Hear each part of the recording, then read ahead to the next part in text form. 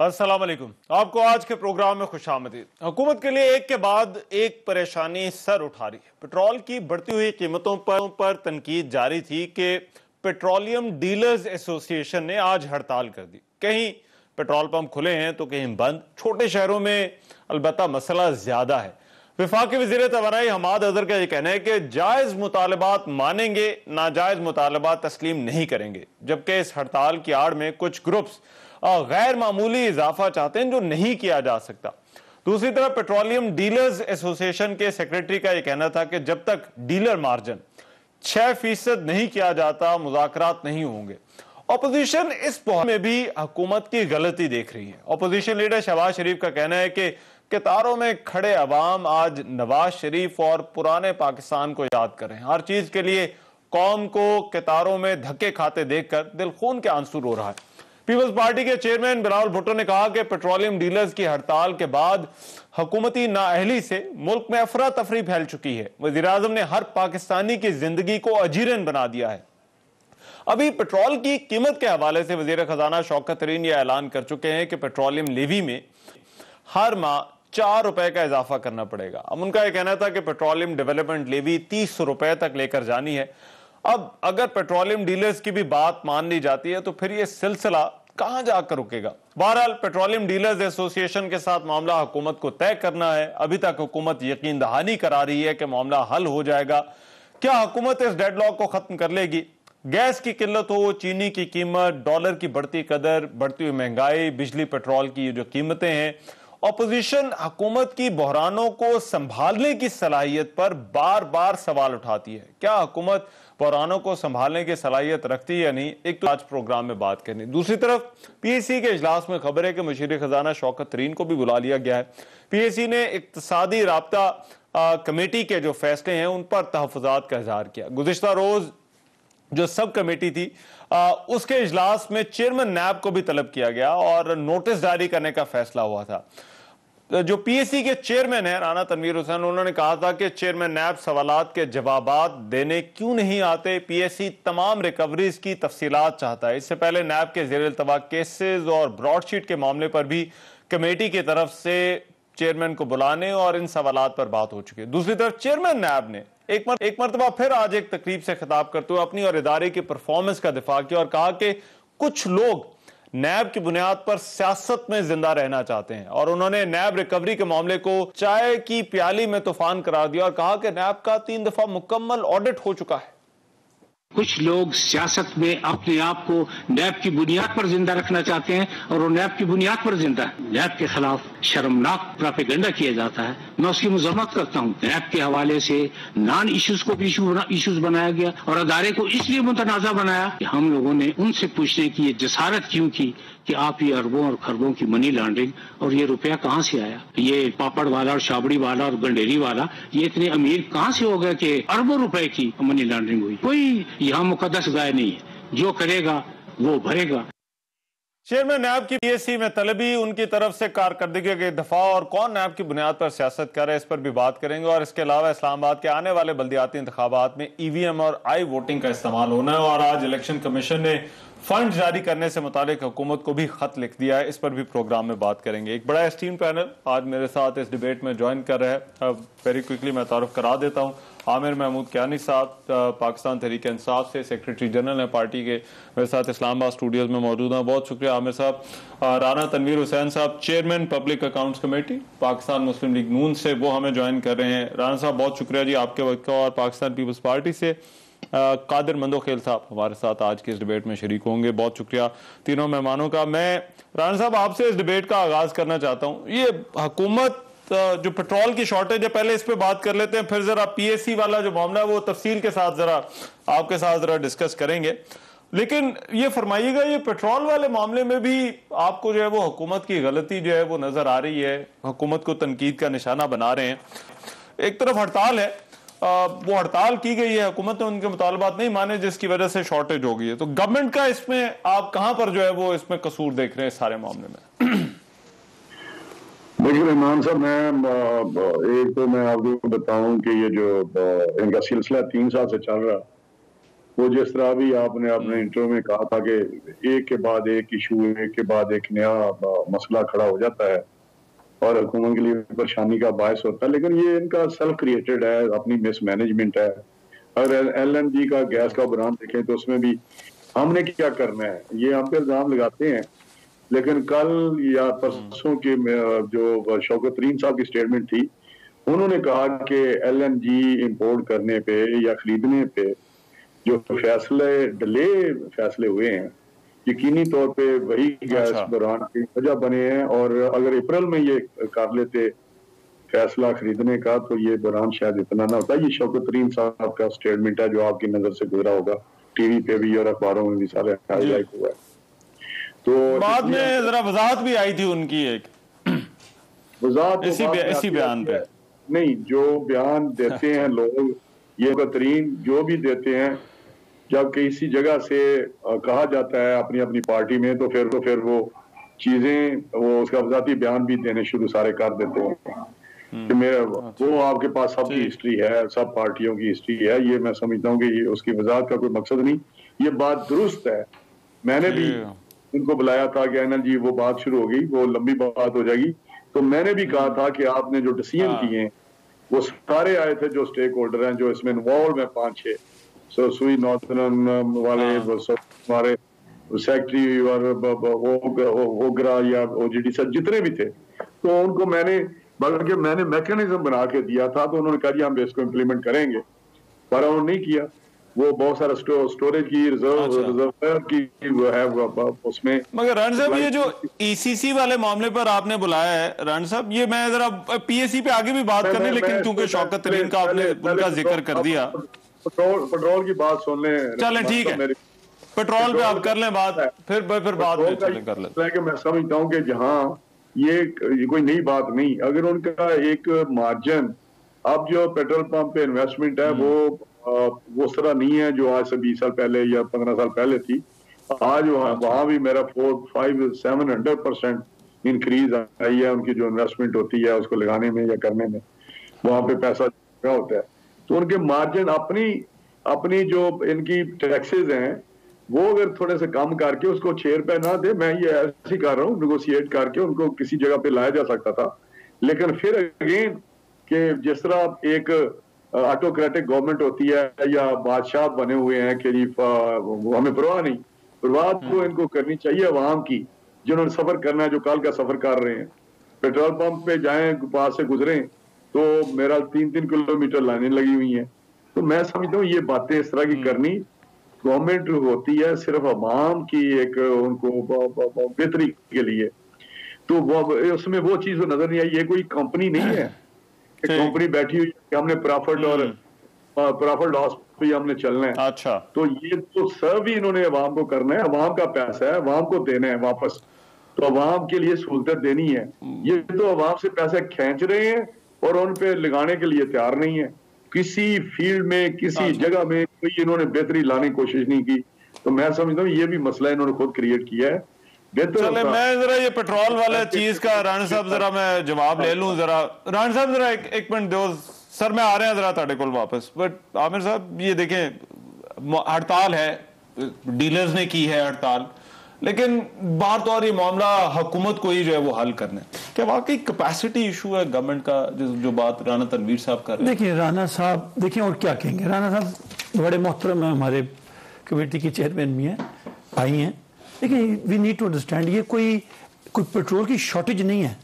ये एक उनकी तरफ से एक अपने प्रॉफिट की को बढ़ाने की बात हो रही है, जबकि पता है कि दुनिया में पेट्रोल जो $42 का बैरल था 80 के आसपास चला गया है।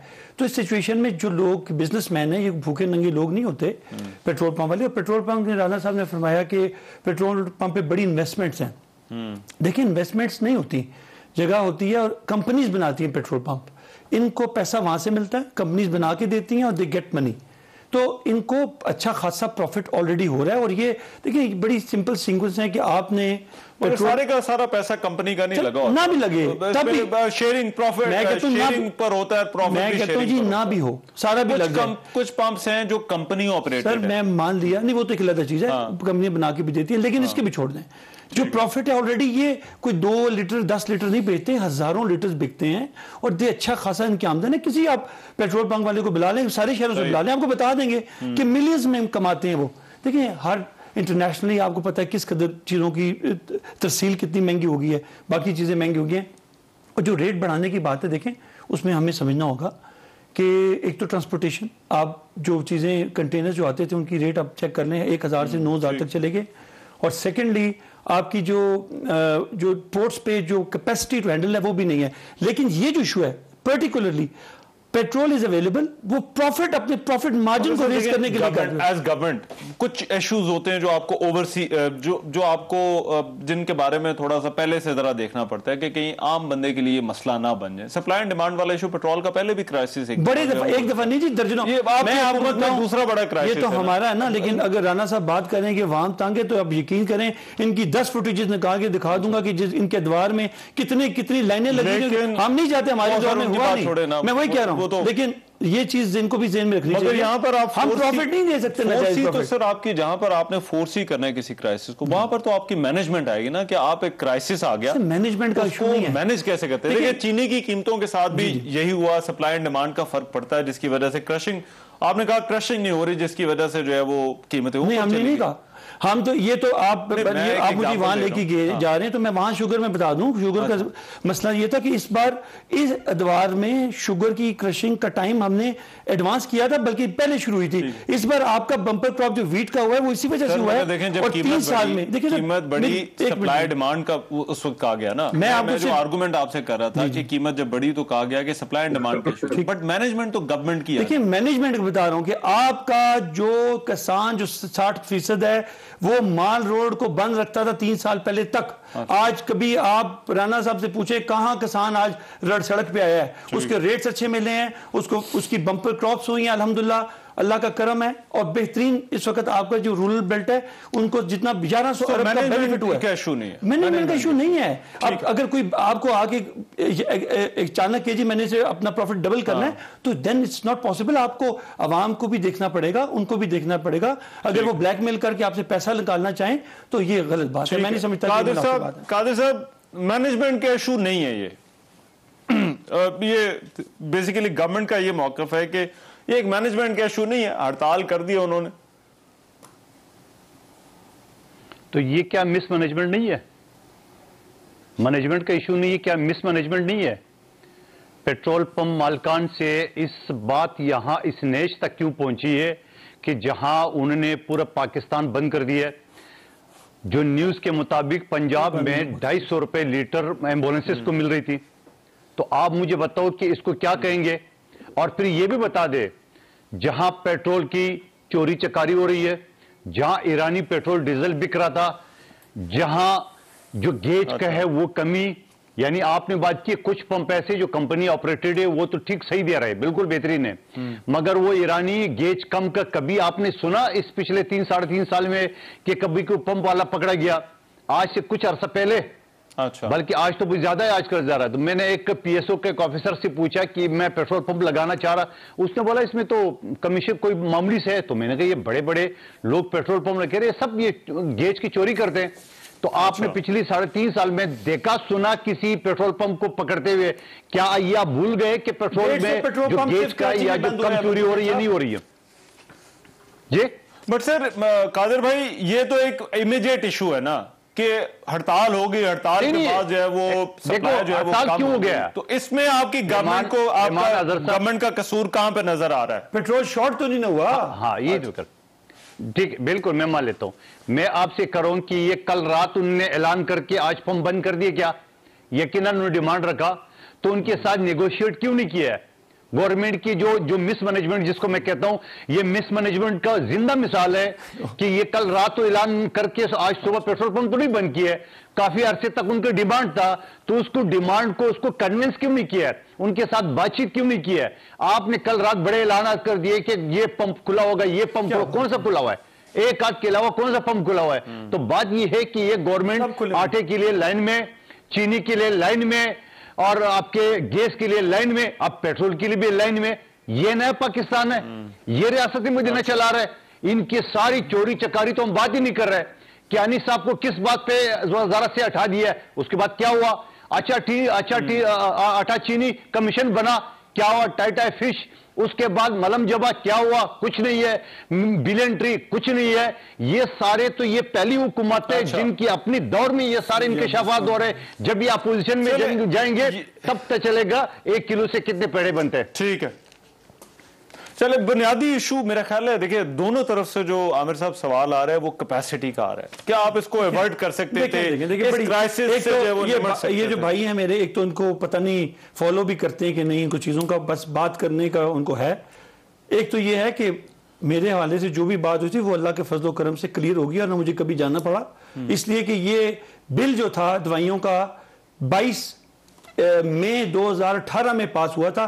तो क्लियर हो जाए आपको, मैं पूरी असेंबली को इंशाल्लाह वो जो पिछली काबीना नून काबीना ने जो बढ़ाई थी वो मैं इंशाल्लाह डिस्ट्रीब्यूट करने जा रहा हूं और सारी असेंबली को मिलेंगे। नंबर 1। क्यों नंबर 2 इंपॉर्टेंट बात नहीं, आप खत्म हो गया। वापस क्यों नहीं आगे आ जाए, आगे आप क्लियर हो गए, अगर आप बात करेंगे तो मैं आपको दबा लिया बीच में। अच्छा चले, अगर आप बात करेंगे मेरा ख्याल है तो मैं भी फिर बात नहीं करने दवाई बड़ी है, आप ही थे, मैं आपको बता दूं। नहीं आमिर साहब मुझे बात करने दो, मैंने आपको बात करनी। कादर भाई 1 मिनट, मैंने आपको बात करनी। देखिए कादर भाई और आमिर साहब से गुजारिश ये है कि टॉपिक जो है वो पेट्रोल का है, तो मेरा ख्याल है उस टॉपिक पे नहीं है, ठीक रहेगा, उस पर बात कर लें। चोरी चकारी का भी है पेट्रोल पे। देखिए अगर चोरी चकारी का भी है, पेट्रोल मांग रहे थे तो वो कादर भाई 1 मिनट दीजिए। यार 1 मिनट ठहर जाएं, कादर भाई 1 मिनट ठहर जाएं। चलें आप मेरे से बात 6 अपना बात ये है कि 6 मांग रहे हैं, अगर वो 10 भी मांगते हैं नेगोशिएशन ही होनी थी ना।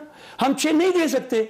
अब वहां पे बर्डन ऑलरेडी इंटरनेशनल मार्केट का ऑयल बढ़ गया है। अच्छा। वहां पे ऑलरेडी बर्डन है। ये अब ये तो है कि वो 6 दे दें, 8 दे दें, 10 दे दें, हम दे दें और खत्म कर दें क्राइसिस। ऐसा नहीं होता। नेगोशिएशंस पे अगर वो 6 से कम नहीं आ रहे तो उन्होंने अल्टीमेटली यही करना था। तो इंशाल्लाह ताला ब्लैकमेल नहीं होंगे सारे पंप। अभी भी इस्लामाबाद में बताएं कौन सा पंप बंद है, कराची में, लाहौर में मेरा ख्याल है 20% भी नहीं बंद। अवेलेबिलिटी है।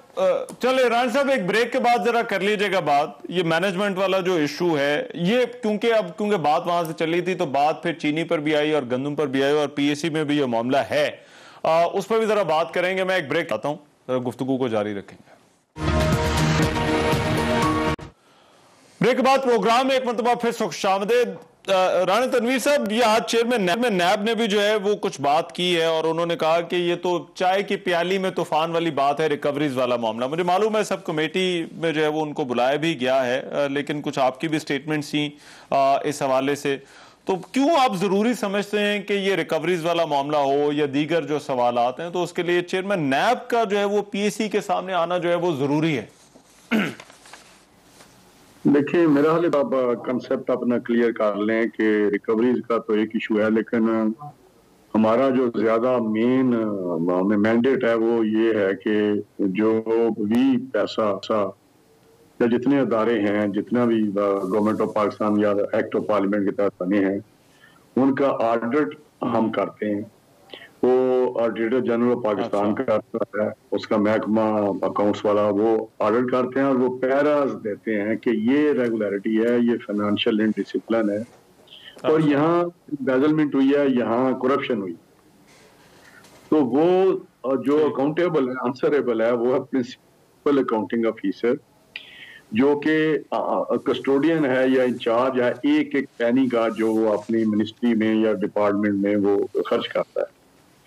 नैब का जो अदारा है उसका प्रिंसिपल अकाउंटिंग ऑफिसर वो चेयरमैन नैब है और हमारा तमाम प्रिंसिपल अकाउंटिंग ऑफिसर जितने भी हैं नोटिफाइड हैं, वो आंसरेबल हैं, अकाउंटेबल हैं under the law, under the constitution, rules and regulation के। वो इस कमेटी को जो ऑडिट हमारे पास आता है तो वो एक तो हमारा वो है कि वो as a principal accounting officer वो आए और वो एक्सप्लेन करें, जो कि वो ये नहीं होता कि जो ऑडिट लाता है, ये थोड़ा सा कियानी साहब बैठे हुए हैं, हम उसके साथ इत्तेफाक करें।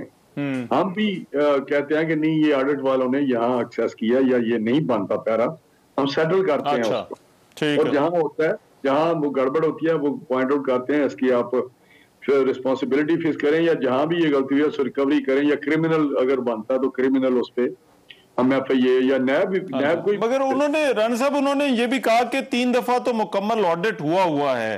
नहीं, मैं मेरी बात सुन लेना, ऑडिट होना कोई इशू नहीं है, वो तो रिकवरीज की बात कर रहे हैं। दूसरी जो मैं बात करने लगा हूँ वो ये है कि डीएसी एक होता है डेवलपमेंट, ताकि चेयरमैन साहब को ये पैगाम चला जाए ना जो आप बात कर रहे हैं। एक है डिपार्टमेंटल अकाउंट्स कमेटी, जो पीएससी से पहले वो अपने अपने महकमे में डीएसी करते हैं, headed by principal accounting officer. NAB को चाहिए कि जो भी पैरा क्रिएट होते हैं ऑडिटर जनरल पाकिस्तान करता है, वो उसकी डीएसी मैंडेटरी है, ऑब्लिगेशन है कि महीने में एक दफा करे। ये रूल्स में है, लॉ में है। अच्छा, और ज्यादा करें तो बहुत अच्छा है। तो ये उनको चाहिए वहां डीएसी करें। इन्होंने डीएसी भी नहीं की। जो मैंने बुलाया था वो उन 5 बंदों को बुलाया था जिनकी मुझे रिपोर्ट आई कि एक साल में 0 डीएसी है। तो मैं थोड़ा बता दूं कि मैंने इनको बात, आप डीएसी करें, ये ऑब्लिगेशन है आपकी, करें। इसको नहीं, सबको लिखता हूं, जितने भी 56 पीपीओ है, ये हमारे प्रिंसिपल अकाउंटिंग ऑफिसर। मैंने हता कि principal secretary of prime minister को लेटर लिखा कि ये आप इंश्योर करें अपने सेक्रेटरियों को, अपने प्रिंसिपल अकाउंटिंग ऑफिसर को, आपके ऑफिस से हदायत जाए। सेक्रेटरी एस्टेब्लिशमेंट को लिखा, वो है ना, जिंदा है सारे, ये सखेरा साहब और अफजल लतीफ साहब जो हैं। उन्होंने कहा जी कि वो हम तो लिखते हैं लेकिन वो बड़े बड़े हैं। तो जब 0 मेरे सामने आया तो मैंने कहा कि ये इनको आप ग्रुप्स में बुलाएं। तो पहले 5 बंदों को बुलाया। अच्छा। जिसमें चेयरमैन नैब था, principal accounting officer prime minister का था, उसने भी नहीं की। और जो मेरे पास रिपोर्ट रही, और principal secretary to the president उसने नहीं की, ह्यूमन राइट्स वाले ने नहीं की, और इलेक्शन कमीशन ने। अब इलेक्शन कमीशन और वो आ गया, वो उन्होंने जवाब दिए। उन्होंने कहा जी हमने किए हैं, ये रिकॉर्ड दुरुस्त नहीं है, और उनको हमने शाबाश भी दी कि वाकई आपने किए हैं और ये इनका रिकॉर्ड दुरुस्त नहीं था। ये 3 नहीं आए। तीनों को मैंने उसी तरह कहा कि जाएं, उनको बुला लें टेलीफोन करके। तो एक तरीका है मेरा, वो आते भी हैं।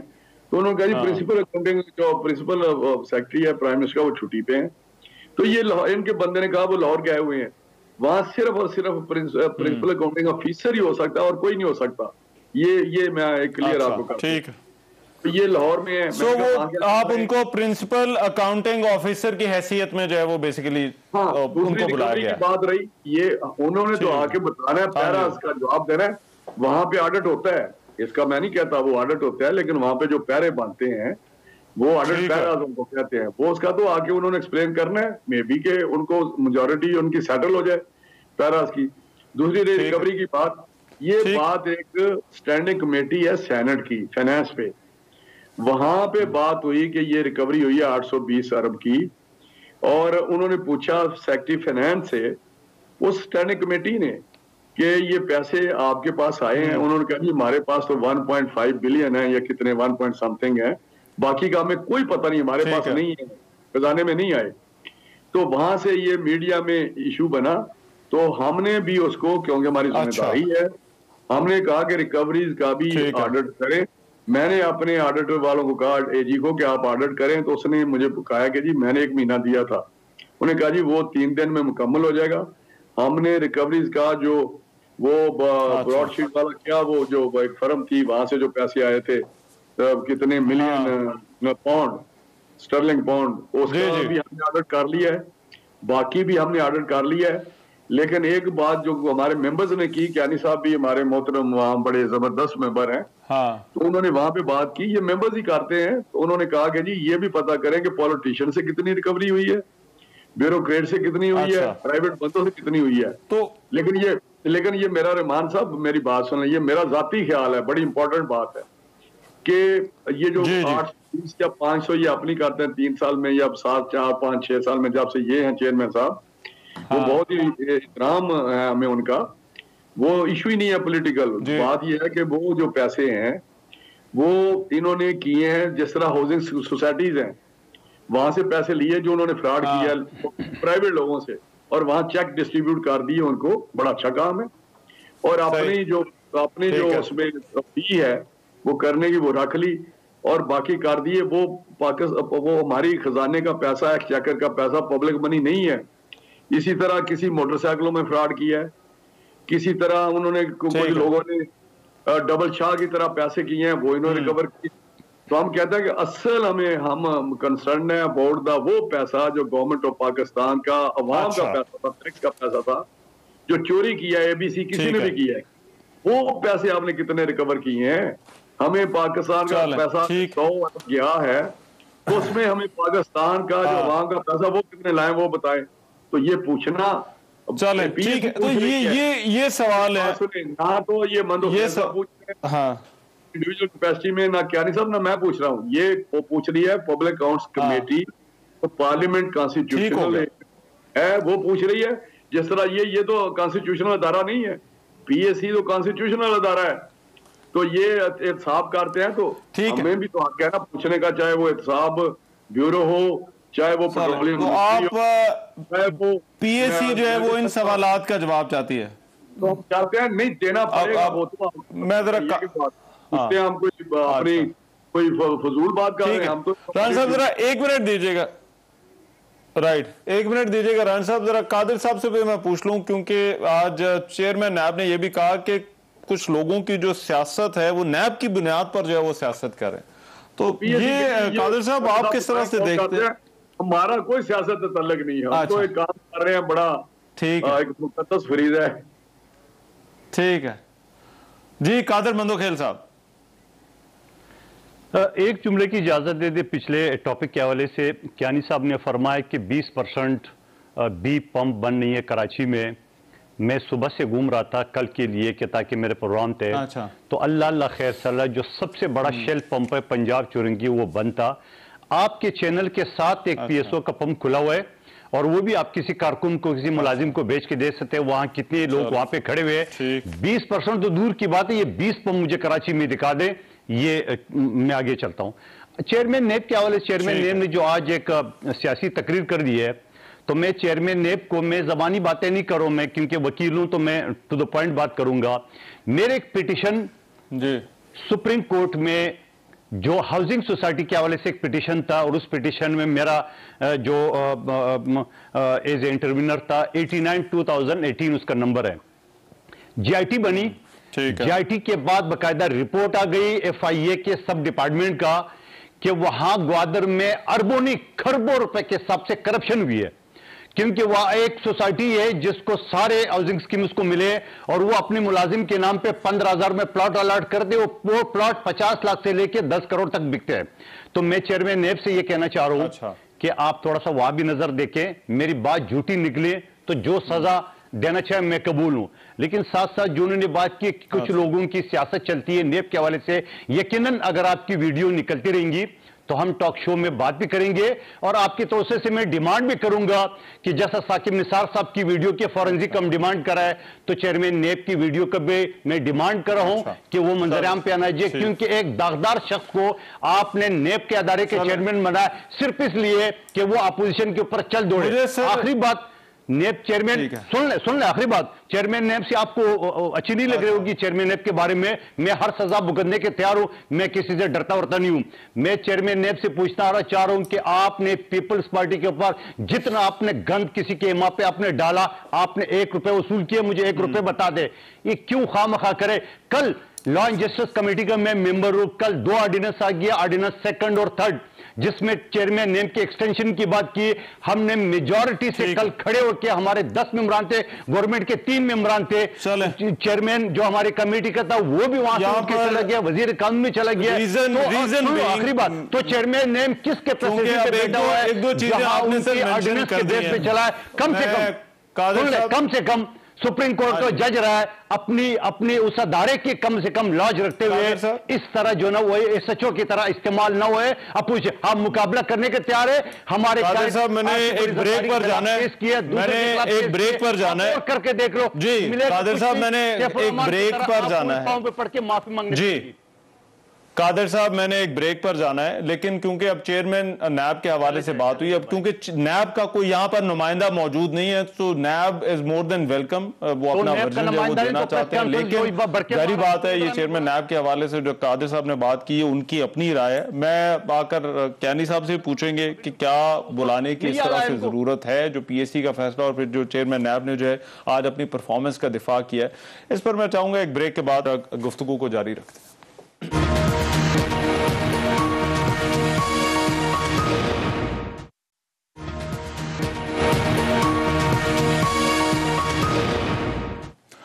ब्रेक के बाद प्रोग्राम में एक मरतबा फिर से खुशामदीद। कैनी साहब, जो ब्रेक पर जाने से पहले राना साहब ने बात की कि ये पीएससी के अंदर वो इन सवालों के जवाब चाहते हैं, उनका मैंडेट है और वो चाहते हैं कि नैब जो है वो बहैसियत इदारा इन सवालों के जो है वो जवाब दे।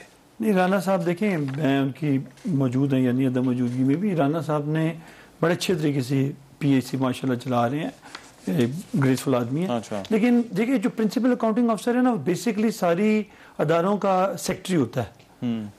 लेकिन नैब में क्योंकि कानून में कोई ऐसा मामला है कि जिसमें प्रिंसिपल अकाउंटिंग अफसर भी चेयरमैन नैब ही है, तो अच्छा। हाँ जी, वो है।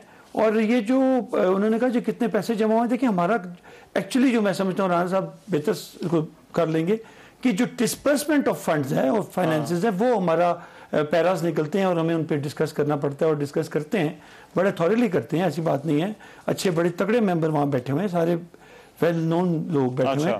तो वो जो मामला है ना, वो अब क्योंकि वहाँ पे एक और इशू है, देखिए चेयरमैन नैब का वहाँ पे आना, वो ये समझते हैं कि वहाँ पे क्योंकि कई लोगों पे केसेस वगैरह भी चल रहे हैं, तो वो उनको अंडरमाइन करके वहाँ बुला कर अंडरमाइन किया जाता है, इसलिए वो डीजी वगैरह गालिबन अपने डीजीज वगैरह भेजते हैं। अच्छा। और वो उसको मेरा जो अपनी पॉइंट ऑफ व्यू है, जहाँ तक पीएससी का काम है, वो तो देखें कैबिनेट के बाद अगर कोई सेकंड मोस्ट पावरफुल अगर कोई कमेटी है तो वो डेफिनेटली पीएससी है। और उनका मैंडेट है और उनके ऊपर लाजिम है कि वो अपना अकाउंटिंग करें। और जो अकाउंटेंट जनरल है वो हमें उनकी जो इश्यूज होते हैं वो हम ही या तो उसे हम रिलीफ दे देते हैं या उनको जो कमेटी है उनको फॉरवर्ड करती है जिस पर इन्वेस्टिगेशन की जाए, जो भी डायरेक्शन दें।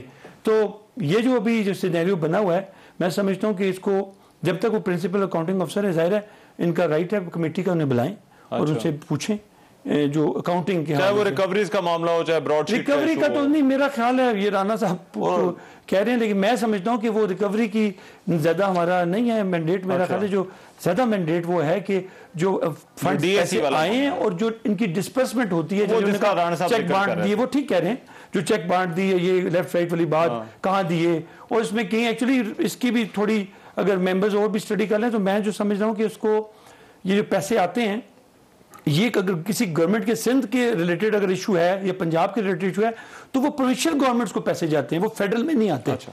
तो जिस महकमे का पैसा ब्लॉक होता है वो उसी महकमे को जाता है। तो डिस्पर्समेंट अगर टोटल लगाएं तो बिकॉज उनके वो कोई 800 कुछ, वो बिकॉज वो कह रहे हैं 800 कुछ अरब है, तो वो उन्होंने इसमें ख्याल है उन्होंने अपनी एक फैक्ट शीट भी शाया की है। तो बाकी ठीक है, मैं राना साहब से पूछता हूं, लेकिन राना साहब एक और इशू जो कि आज वो मैं प्रोग्राम का हमारा तीसरा मौजू भी है, वो ये कि इस्लामाबाद के हवाले से आज ऑर्डिनेंस आ गया है आई वोटिंग का और इलेक्ट्रॉनिक वोटिंग मशीन्स का, और कहा गया है कि जो आने वाले बल्दियाती इंतखाबात हैं, सर अब ऐसा लगता है कि गवर्नमेंट तो अपनी पूरी तैयारी कर रही है आने वाले इंतखाबात में इन मशीनों को इस्तेमाल करने की, क्या ये जो टेस्टिंग हो इन फेजेस के अंदर बल्दियाती इलेक्शन में जहां पर इस्तेमाल हो, क्या ये आप लोगों के लिए काबिल कबूल होगा? देखिए, पहले तो बड़े आमिर कैनी साहब जो बात की है, मैं 100% उनसे इत्तेफाक करता हूं। मैंने ये एक कॉन्फिडेंस है कि इस वक्त जो शोर पड़ा हुआ है उसमें पहले तो एक मेरी सब कमेटी है हेडेड बाय नूर आलम जो इनके मेंबर हैं, वो इनको बुलाते रहे पैराज, जो ये बता रहे हैं ऑर्डर्ड पैराज के मतलब। तो मैंने तो ये भी कहा था कि अभी इशू सामने आया कि वो आ नहीं रहे, अवॉइड करते हैं, तो मैंने कहा कि अगर कोई ऐसी चीज उनके ज़हन में है तो पहले तो मैं बड़ा एहतरामन कह रहा हूँ कि कोई ऐसा इशू होगा ही नहीं। पहले ये आते रहे हैं पहले जितने चेयरमैन रहे हैं इंक्लूडिंग दिस चेयरमैन, इससे पहले जितने चेयरमैन रहे हैं वो पीएससी के सामने आते रहे हैं, लेकिन कुछ अरसे से। अच्छा। लेकिन मैंने ये बार बार कहा, कन्वे भी किया कि अगर आप समझते हैं तो फिर किसी और को आप नोटिफाई करा दें प्रिंसिपल अकाउंटिंग ऑफिसर। तो मेरा हाल इससे ज्यादा और क्या मैं as he is a principal accounting officer, he is the only person जो आंसरेबल अकाउंटेबल है बिफोर दिस कमेटी। तो मेरा तो ऑनेस्ट टू गॉड मैं आपको कह रहा हूँ, स्वाय कमेटी के हवाले से कि मैंने काम करना है, ठीक है, मुकद्दस काय नहीं है। तो अगर वो सर ईवीएम वाले पर अब जरा कमेंट कर दें, ठीक है, राइट सर कर रहे हैं। हाँ। मैं तो कोई और मैं आई एश्योर यू, ये तो मैंने डीएससी के सिलसिले में बुलाया था कि डीएससी क्यों नहीं कर रहे, तो उनको भी चाहिए डीएसी उधर करके अपने रिजॉल्व कर ले। मैं तो इतनी कर रहा हूँ कि भाई उधर ही रिजॉल्व कर ले, हमारे पास आए अच्छा। ना, ये आपके इशू चले है नहीं हो। ईवीएम के जहां तक तल्लक है, अच्छा, तो उनके आए बगैर भी आप कह रहे हैं मामला हल हो सकता है? जी अगर हमारे पास आए ना इशू, उधर खुद ही डीएसी में हल कर ले, तो हमारे पास तो रिपोर्ट आएगी कि वहां पे ठीक हमने है। डीएसी किया है और ये मामला तो उधर रिजॉल्व हो गया है, तो ये मसले हल हो सकते हैं, कोई ऐसी बात नहीं। चले, और मैं तो जिस तरह का बंदा हूँ, ज्ञानी साहब को पता है, कोई ऐसा इशू ही नहीं है। मसला ये है कि जो ईवी है। चलें रहमान साहब, मुझे एक ब्रेक का जरा कहा जा रहा है, मुझे बड़ी माजरत के साथ, मैं जरा एक ब्रेक का टाइम हो गया सर, मगर ब्रेक के बाद आकर ये ईवीएम पर मैं आप तीनों से जो है वो राय, मैं इस ब्रेक के बाद आ रहा हूँ।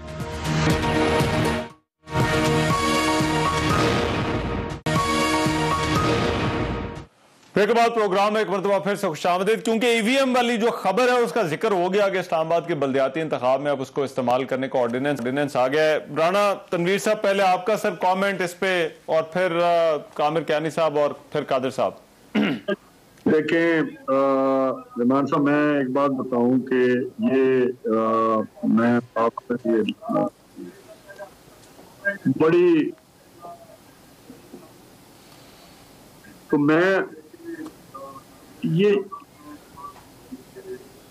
मैं समझ यार ये क्या मेरा, अच्छा मैं राना साहब, आपके मेरा ख्याल है कुछ कनेक्शन का इशू है। अगर मैं मेरी बात सुन लें, मैं इस पे बड़ा मुख्तसर जवाब देना चाहता हूँ कि ये कैसा इशू है, ये ऐसे लॉ है या एक ऐसा प्रोग्राम है इलेक्शन के हवाले से, जब तक जितने स्टेक होल्डर हैं जो इसकी स्पिरिट पीछे ये बात करते हैं प्राइम मिनिस्टर या पीटीआई वाले, जब तक शफाफ इलेक्शन हो और कंट्रोवर्शियल इलेक्शन ना हो, कंट्रोवर्सी क्रिएट ना हो इलेक्शन, ठीक है, तो उससे मैं समझता हूँ ये बात बड़ी अच्छी है, और ये पॉलिटिकल स्टेबिलिटी उस पे तभी आ सकती है जब एक ऐसा इलेक्शन। ठीक है जी, आमिर साहब सर 30 सेकंड। जी 30 सेकंड, तो फिर क्या कहना आपको? ये देखिए, मैं राना साहब की और सारे मेरे जो मौजूद साथी बैठे, ये जनरल इलेक्शन का जो इंक्वायरी कमीशन बना था जिसमें जस्टिस मुल्क जो थे वो बने इंचार्ज थे,